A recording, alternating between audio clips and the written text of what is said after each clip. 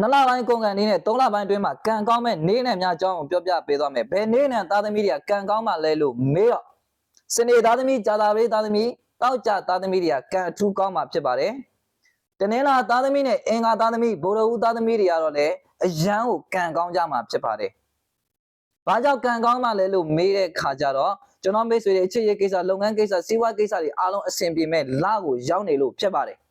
ကဲကျွန်တော်မိတ်ဆွေတွေဒီပို့ကိုဒီဗီဒီယိုကိုနားထောင်လိုက်အချင်းအဖြစ်သင်တို့တွေကံကောင်းသွားပါပြီ။ဘာကံကောင်းမှလဲလို့မေးတဲ့ဘူးသူရရတော့မှာဖြစ်ပါတယ်။ဘူးသူရရပြီဆိုရင်အလိမ်မခံရတော့ဘူး။အလိမ်မခံရတော့ဘူးဆိုရင်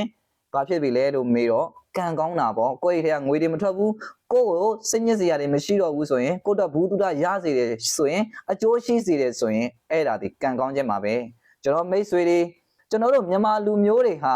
အယံကိုနှလုံးသားနှုတ်ပါတယ်။ကိုဆရာကကံကောင်းတယ်လို့ပြောရင်လည်းယုံလိုက်ကြတာပဲဒီဆရာကကံဆိုးတယ်လို့ပြောရင်လည်းယုံလိုက်ကြတာပဲလင့်နေတတိကြီးနဲ့ကွန်မန့်နေတတိကြီးနဲ့လိုက်ပြီးတော့စပိုတင်ပေးတယ်မှန်ကြတယ်ပြောကြတယ်ဘာကြောင့်အဲ့လိုတွေမျိုးအယုံလွယ်ရတာလဲလို့မေးတဲ့ခါကျတော့အစင်မပြေလို့ပါဘာတွေအစင်မပြေတာလဲလို့မေးတော့နိုင်ငံရေးရလည်းမကောင်းဘူးပြီးတော့စီးပွားရေးရလည်းလှုပ်ရှားကန်စားလို့မကောင်းတဲ့ခါမှာတခုခုများရမလားဆိုတဲ့မျှော်လင့်ချက်လေးနဲ့ဘေးရင်ဆရာတွေနတ်ကတော်တွေဘိုးတော်တွေအကြမ်းမြင့်ဆရာတွေကိုအာကိုပြီးတော့သူတို့မှာဟုတ်လိတ်လုံးလုံးနဲ့ယုံလိုက်ကြတာပါ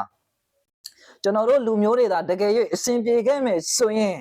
ဒီလိုမျိုးလူလိမ်တွေလည်းပေါ်များစရာအကြောင်းမရှိပါဘူးပညာကိုစစ်စစ်မှန်မှန်သိဖို့အတွက်ကျွန်တော်ဘေးရင်ပညာရဲ့အနေနဲ့ပတ်သက်ပြီးတော့ဘုသူတ္တတွေပြောပြတယ်ကျွန်တော်ပြောတဲ့စကားတွေကိုမူတိတာနားနဲ့နားထောင်မယ်ဆိုရင်တော့နဝင်ချိုပြီးတော့အဲ့ဒါမစ္စရိယစိတ်နဲ့နားထောင်မယ်ဆိုရင်တော့ကျွန်တော်ပြောတဲ့စကားဟာနဝင်ခါနေမှာဖြစ်ပါတယ်ကဲကျွန်တော်မိတ်ဆွေတွေသေချာစဉ်းစားကြည့်ဘယ်နေ့သားသမီးတွေဟာဘယ်လထဲမှာကံကောင်းတော့မယ်ဆိုရင်ကျွန်တော်မိတ်ဆွေတွေယုံလိုက်ကြတာပဲဟုတ်လိမ့်နိုးနိုးနဲ့ဘယ်လထဲမှာတော့ဘယ်နေ့နဲ့သားသမီးတွေကစိုးတော့မယ်ဆိုရင်လည်းယုံလိုက်ကြတာပဲနော်ဟုတ်လိမ့်နိုးနိုးနဲ့ဘာကြောင့်လဲကျွန်တော်တို့တွေမှာအသိပညာဆင်းရဲတာကိုဘုသူတ္တတွေဆင်းရဲတာကိုဘုသူတ္တတွေဆင်းရဲတဲ့အသိပညာတွေဆင်းရဲတဲ့အခါမှာကျွန်တော်တို့တွေကဘာမဆိုယုံကြတယ်ကျွန်တော်တို့တွေကစွမ်းတယ်ဆိုရင်ယုံခြင်းတယ်စမ်းကြဲတယ်ဆိုရင်ယုံခြင်းတယ်အဲ့တော့ကျွန်တော်တို့လူမျိုးတွေကစမ်းကြဲတဲ့နောက်ကိုလိုက်ရင်စွမ်းတယ်ဆိုတဲ့နောက်ကိုလိုက်ရင်အလိန်ခံကြရတာဖြစ်ပါတယ်အဲ့ဒီခါမှာကျွန်တော်ကိုပြောကြမယ်တချို့သောလူတွေကဒီကောင်းတော့ဘေးရင်လောကမှာဘေးရင်တက်တာမရှိဘူးလို့ဘာလို့အောက်ကနေဖောင်းထုမယ်ဒါကမင်းတို့အမြင်ကျွန်တော်ရဲ့ဗီဒီယိုဖိုင်တွေမှာတချို့တော့ပညာရေးနဲ့ပတ်သက်ပြီးတော့ပြောထားတဲ့အခါမှာညီငယ်ညီမငယ်တွေအတွက်ဘောဘေးရင်လမ်းစာတွေပွင့်ဖို့ဘေးရင်ပညာဆိုတာဘယ်လိုမျိုးဖြူစင်ကြောင်းဘေးရင်ပညာဟာဘယ်လောက်ထိချစ်စရာကောင်းကြောင်းကျွန်တော်ပြောပေးတယ်